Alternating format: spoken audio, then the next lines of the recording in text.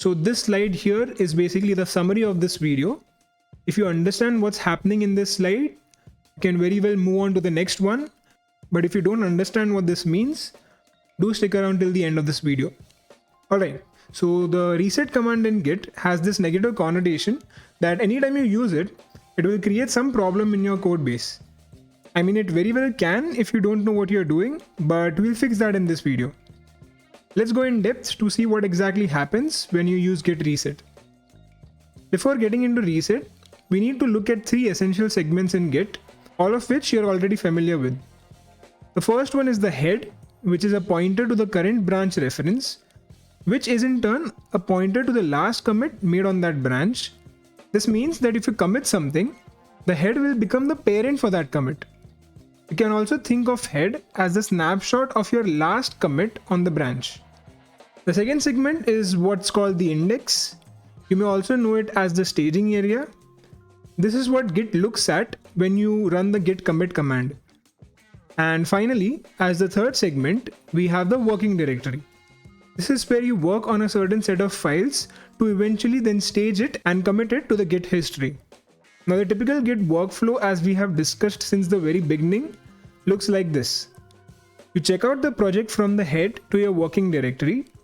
You make changes to the project. Then you stage those changes to the index or the staging area. And at the end, you commit those changes to the repository. Let's go a bit more in depth. Say you have a folder with a single file in it. Now when we run git init inside this folder, it creates a git repository with a head which points to the unborn master branch.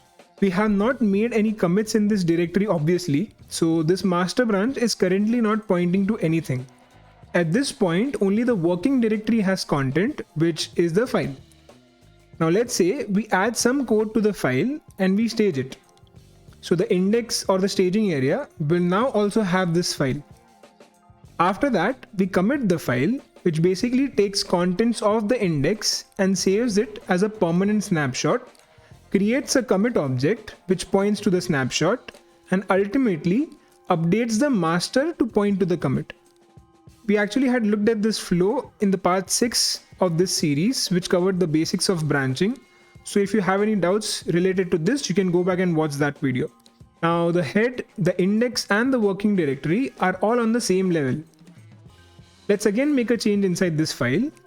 It goes through the same process again. The working directory is first updated with the changes.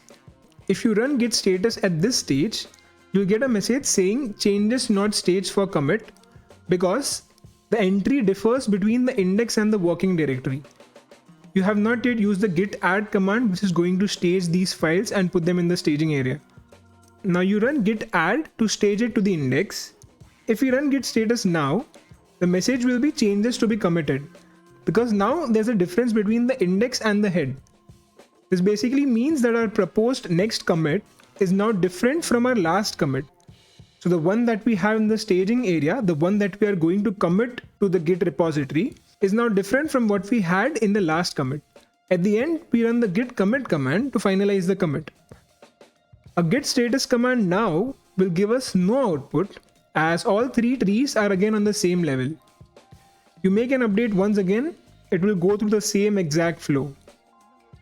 This same flow is actually executed when you are cloning a repository or even when you are checking out a branch.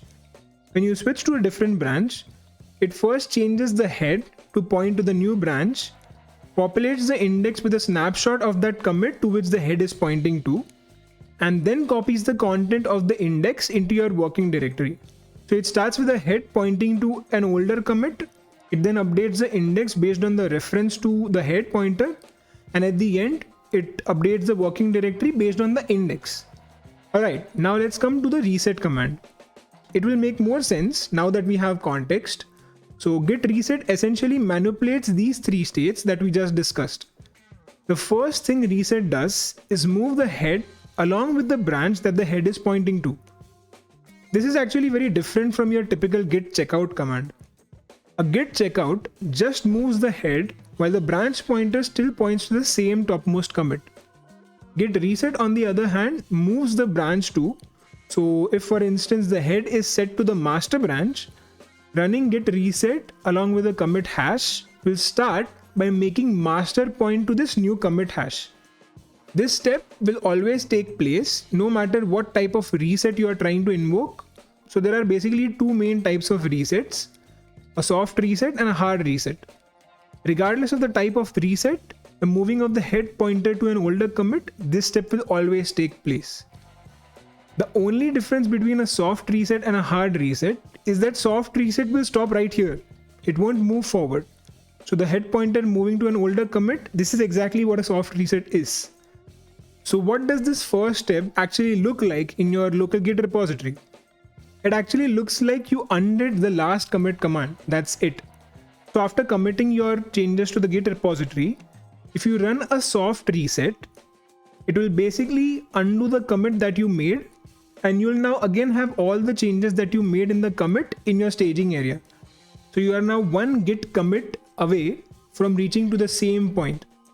It's actually a safe operation without any permanent damage because you still have the changes in your staging area as well as your working directory.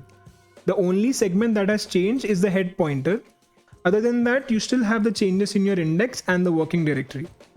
Now, if you do not specify any option, so you just run git reset without specifying soft or hard, Git will go one step further and reset the index as well. So it will basically update the index or the staging area with the contents of whatever snapshot head is pointing to. So in this case now, it will undo the commit command just like the soft reset, but it will also unstage the files from the staging area.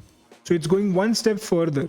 So in the soft reset, it only reverted the first segment, the head segment. Now in the default reset, it's also undoing the staging area. So with the default git reset, you have undone the git commit command and the git add command. This again is not harmful because your working directory still has all the changes. But a hard reset is where things start to get a bit dangerous. I'm sure you must have already guessed it, but a hard reset will basically undo the changes in the working directory as well. So it moves the head, it updates the staging area to the snapshot of this old head, and it updates the working directory with the contents of the index. So this is the stage from which you cannot go back. So let me briefly summarize this. Git reset soft will basically undo the git commit command. It just moves the head pointer along with the branch to the previous commit. A git reset without soft or hard will undo the git commit command, but also copy the snapshot of the head to the staging area. So it undoes the git commit command as well as the git add command.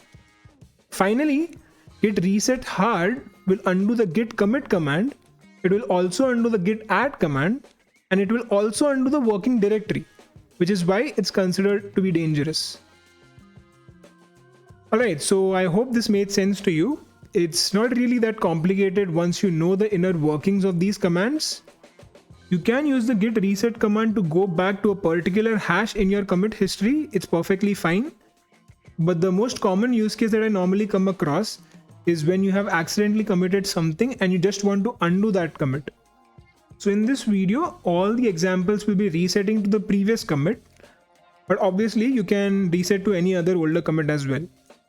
I very rarely use a hard reset in my day-to-day usage, and I also recommend to always use a soft reset. This is the most common reset command that I use. This head followed by the tilde operator basically means the parent of the head, which also means the previous commit. Alright, so if you have any doubts related to this video, you can put them in the comments. The next video is going to be the last video of this series, and it's going to be a short one, quite literally. It's going to be about this really handy tool that I use almost on a daily basis, so do subscribe for that. And yeah, I'll see you in the next one.